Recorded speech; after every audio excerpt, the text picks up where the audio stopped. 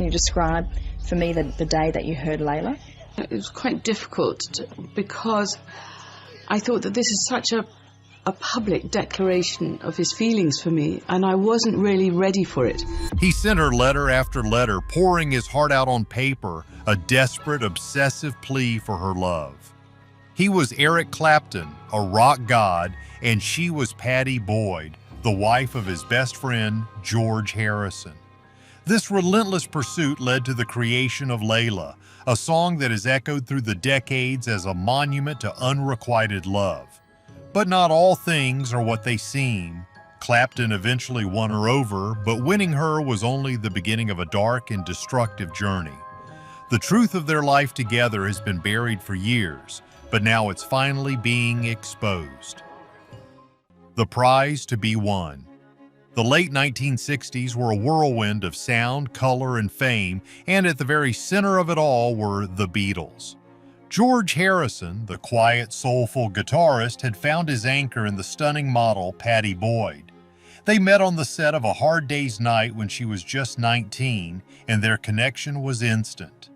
They married in 1966, becoming one of the most iconic couples of the swinging London scene.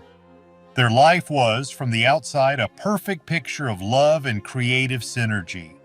George wrote Something for Her, a song Frank Sinatra would call one of the greatest love songs ever written. But you see, even in paradise, there can be trouble brewing.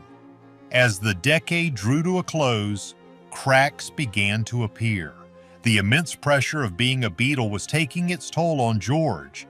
He became more withdrawn, diving deep into Eastern spirituality and meditation, a journey he often took alone, leaving Pattie feeling isolated. At the same time, their circle of friends was tight-knit, and it included another rising star of the music world, the phenomenally talented guitarist Eric Clapton. He was George's closest friend. They were like brothers, writing and recording music together, sharing a bond that seemed unbreakable. But the thing nobody tells you is that Clapton was hiding a powerful, all-consuming secret. He was desperately in love with his best friend's wife. This wasn't just a crush, it was an obsession that bordered on madness. Clapton began a relentless campaign to win Pattie's affection. It started subtly, with lingering glances and intense conversations at parties, but it soon escalated. In 1970, Pattie received a letter penned in neat, small handwriting. It was a passionate, anonymous declaration of love. She thought it was from a strange fan and ironically even showed it to George. The truth came out that evening when Clapton called her, asking if she'd received his note. He called her Layla, a name taken from a tragic Persian poem about a man driven to insanity by his unrequited love for a beautiful, unavailable woman. The parallels were unmistakable. His pursuit became more brazen. He would show up at their home, Friar Park, and openly plead with Pattie to leave George for him. The situation reached a breaking point at a party where Clapton followed George into the garden and flat out told him, "I'm in love with your wife." George, ever the cool, detached Beatle, reportedly just shrugged and asked Pattie, "Well, are you going with him or coming with me?" She went home with George that night, but a seed had been planted. Clapton, devastated by her rejection, spiraled. He poured all of his pain, his longing, and his raw desperation into his music. He formed a new band, Derek and the Dominoes, and created the legendary album Layla and Other Assorted Love Songs. The title track, a 7-minute epic of soaring guitars and agonizing vocals, was his final grand gesture. He played the tape for Pattie alone one day, and she later admitted it was the most powerful, heartbreaking thing she'd ever heard. The song, she said, broke her resolve. While Clapton was bearing his soul on vinyl, Pattie's marriage was crumbling. George's infidelities became more frequent and harder to ignore, the most painful being an affair with Ringo Starr's wife, Maureen. For Pattie, it was the final straw. By 1974, she had left George. It seemed Clapton's obsessive quest had finally paid off. He had won the prize, but the victory would prove to be a hollow one, unleashing a future no one could have predicted. The dream had become a reality, but it was about to curdle into a terrifying nightmare. A fairy tale drowning in a bottle. After Pattie left George Harrison, she and Eric Clapton finally became a couple. For a brief moment, it was everything the songs had promised. The passion was intoxicating, a whirlwind of romance that culminated in their marriage in 1979. Even George Harrison attended the wedding, a surreal testament to the strange, tangled relationships of the rock elite. He joked that he'd lost Pattie in a game of cards. The world saw a fairy tale conclusion. The tortured artist had finally won his muse. Eric even wrote another one of his most beloved songs for her, Wonderful Tonight, inspired by watching her get ready for a party. It was a tender, loving ballad that seemed to seal their storybook romance. But not all things are what they seem.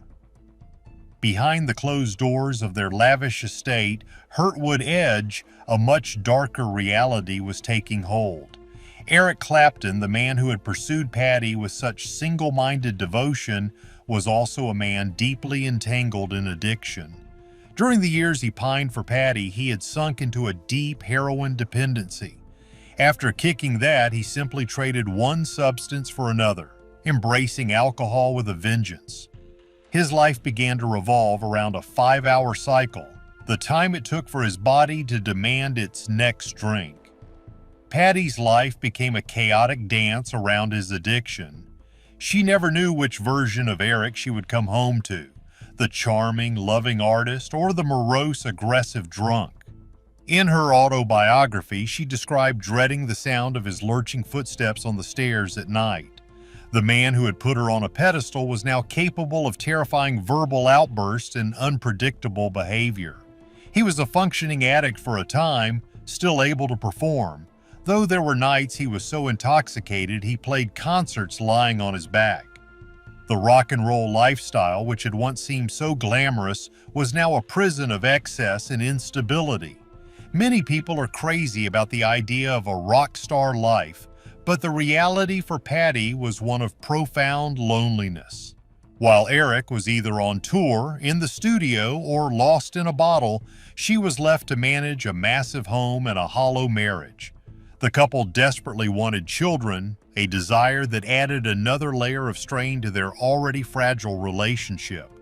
They endured round after round of emotionally and physically draining in vitro fertilization treatments, each one ending in heartbreak. It was a private anguish they weathered together, but it was an anguish that Eric was compounding in a way Pattie couldn't yet imagine. The fairy tale was not just fading, it was being systematically destroyed from within. The romantic dream that had been immortalized in song was becoming a living hell, and the worst was yet to come. The passion that had burned so brightly was now fueling a fire of self-destruction, and Pattie was trapped in the inferno. She thought his drinking was the worst of his secrets, but she was about to discover a betrayal far deeper. 2 cradles, 1 lie. The years of trying for a child had taken a tremendous toll on Pattie Boyd. Each failed IVF attempt was a fresh wave of grief, a reminder of the one thing their fame and fortune couldn't buy. Throughout this agonizing process, Eric appeared to be supportive, sharing in her hope and her disappointment. He was, after all, the man who had fought so hard to be with her. She believed their struggle was a shared one. The thing nobody tells you is that while Pattie was enduring medical procedures and emotional heartbreak, Eric Clapton was secretly building families with other women. The first revelation came in 1985. Eric had been on tour and had an affair with Yvonne Kelly, a studio manager in Montserrat. The result was a daughter named Ruth. For a full year, Eric kept his child a complete secret from his wife. The truth only came out by accident, but even then the full weight of it was concealed. Pattie was devastated, but in the convoluted world they lived in, she tried to somehow rationalize it, to absorb another blow in a marriage that had become defined by them. She was a woman clinging to the ghost of a great love, willing to forgive the unforgivable. But the deceit didn't stop there. It got worse. The following year, in 1986, while still married to Pattie and while she was still grappling with the existence of his first secret child, Eric had another affair. This time it was with an Italian model named Lori Del Santo. This affair also resulted in a child, a son named Connor. This time Eric couldn't hide it. When he confessed to Pattie that his mistress was pregnant, she described the feeling as a stab in the heart. It was the ultimate betrayal.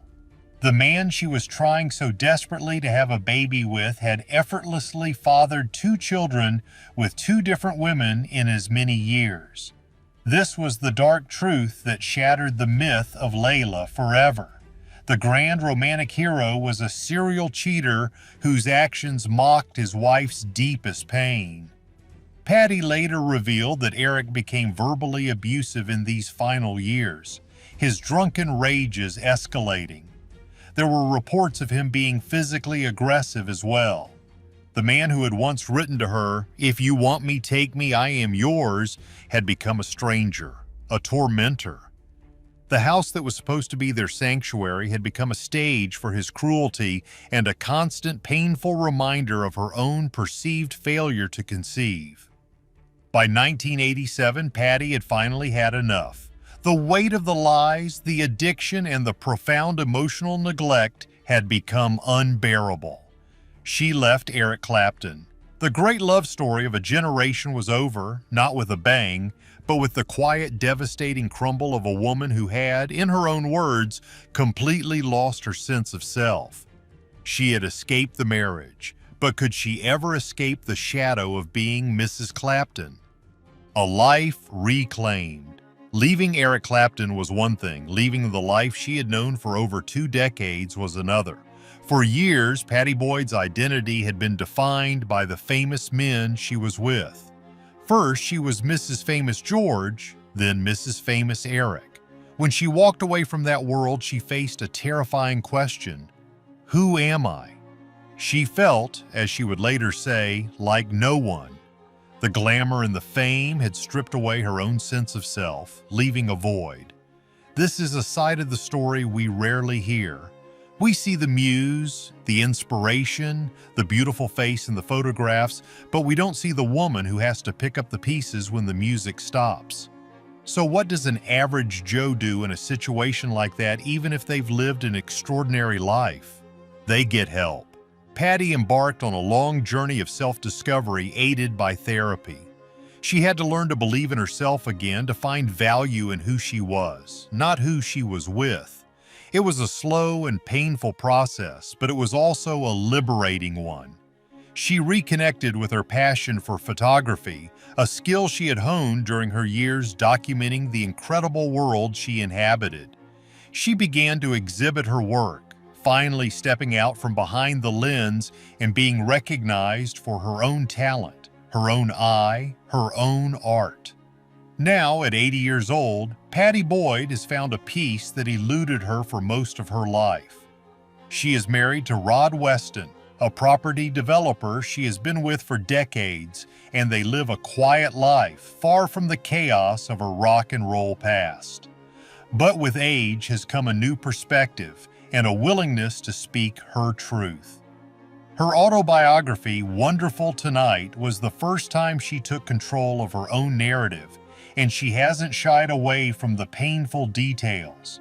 She has been candid about Eric's addictions, his betrayals, and the emotional toll of their marriage. She did it not out of spite, but out of a need to finally set the record straight. Was it all a lie? Was the passion that inspired Layla not real? The thing is, maybe it was real, but in its own obsessive, destructive way. Or was it something else entirely, something stranger? Some have whispered that it was never truly about love for Pattie, but about a deep-seated rivalry. Is it possible that Eric Clapton's real obsession was with beating his best friend, George Harrison, and Pattie was simply the ultimate prize in a game between 2 rock titans? A trophy to be won. Then there's an even wilder idea, one that sounds like it comes from an old legend, that the music itself was a form of dark magic? Could it be that these epic songs weren't just expressions of love, but were actually calculated spells, perfectly crafted to manipulate and capture the heart of the world's most famous muse? Was she a victim of a musical enchantment she had no power to resist? Does knowing the dark truth change the beauty of the art? Let us know your thoughts in the comments below. Don't forget to like this video and subscribe for more stories that uncover the truth behind the legends.